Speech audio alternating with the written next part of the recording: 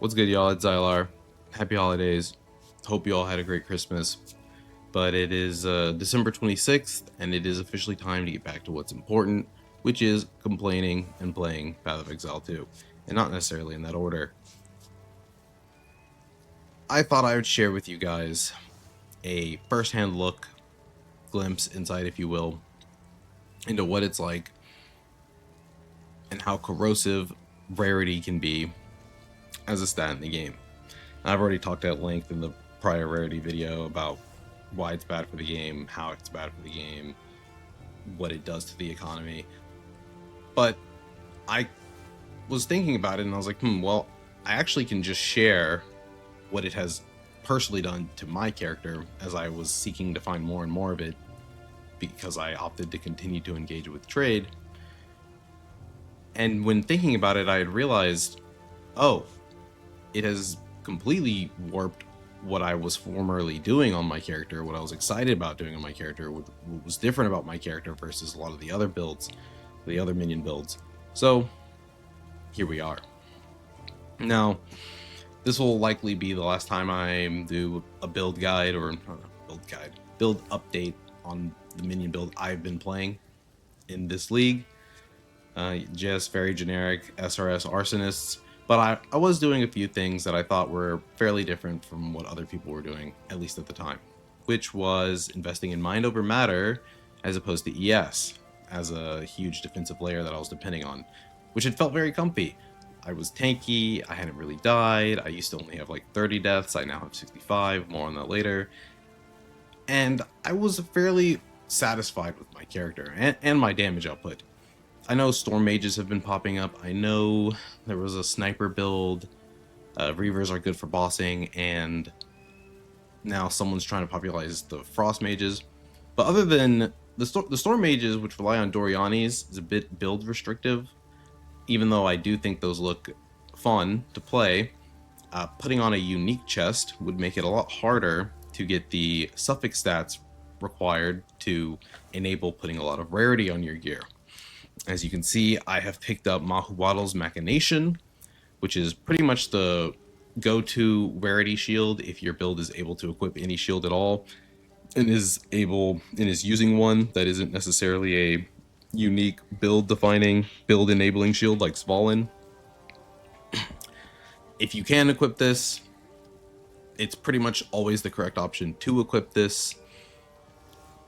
I would err a bit of caution if you choose to do so, though. There's a non-zero chance they will end up nerfing Rarity when they get back into the office after New Year's, whenever that may be. I don't know if they go back on the 1st or 2nd, not sure. But if you do opt to pick up the shield, it does cost quite a bit. So unless you have the time to play to at least generate some value after having picked it up, or are willing to sell it back before they announce any changes or what they might be doing when they get back into the offices, I personally wouldn't recommend picking it up. But if you have the currency and you have the time to do so, and you have a flexible shield slot, then it's like a no-brainer. You always just buy this. It's currently giving me 130% rarity just by itself, and most people recommend that you have at least 100% rarity if you don't want to.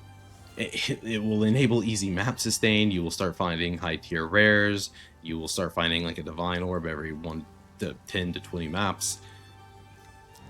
You just kind of have to engage with it, especially in trade. Now, there was one thing that I changed about my build, completely unrelated to rarity, that I briefly cover, and that's that I've started using Unearth instead of zombies. They're simply too slow without power charges, and every accessible way to get power charges is very costly. They're too slow, and you summon, it takes too long to get them up and running. I don't know why they don't have infinite duration. I think they should. Basically, they're a minion type that you play around with, and if you lose them on a boss, you can't reliably get them back. That's how I thought they would work. But when it comes to just summoning cannon fodder to help you clear, the unearthed minions are just superior, and you can summon more of them per cast. So outside of that, everything else that has changed about my build is pretty much entirely due to rarity. Now, to equip this shield, I used to use this shield that I'm currently trying to sell,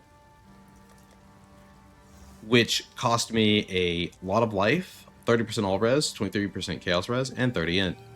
To recoup that, I had to get a belt. There's just no way around it. Could not keep the Midnight Braid.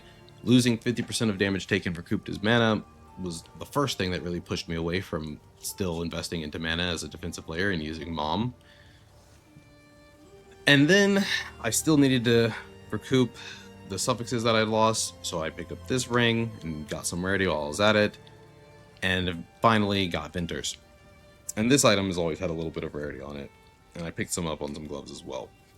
Rarity is a prefix, so while it's on this piece, I believe, yes, my ring has it, which means it's contesting with mana and life and ES as a role. And to invest into it, I had to give up a lot of mana. And once I lost over 1.6k mana, I decided to completely opt into ES instead of mana and invest into ES. And while I believe my character is more prone to dying in maps, and especially bosses now, it has overall been extremely worth it, like I said it would be in the first video. I now have 42 divines. This isn't counting the things that I've bought, other things that I'm still selling, and I mean, this shield alone was 20. So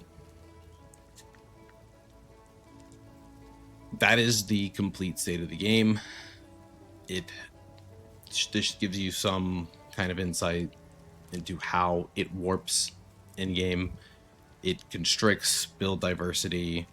It really hammers in just what you're able to do with a character, and kind of warps it warps everything else in the game around it.